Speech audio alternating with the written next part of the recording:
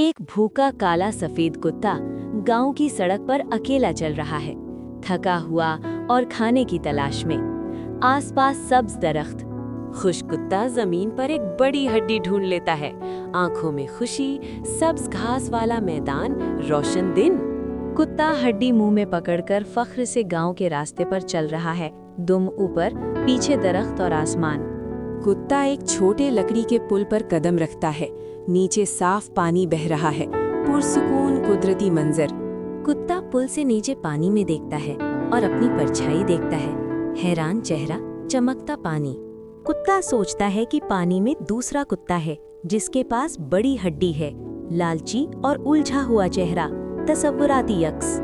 कुत्ता जोर से भौंकता है, मुंह खुला हुआ, गुस्से वाला अंदाज। पुल और दरिया नजर आ रहे हैं। हड्डी कुत्ते के मुंह से निकलकर पानी में गिर रही है। पानी में छींटा। कुत्ता हैरान। स्लो मोशन एहसास।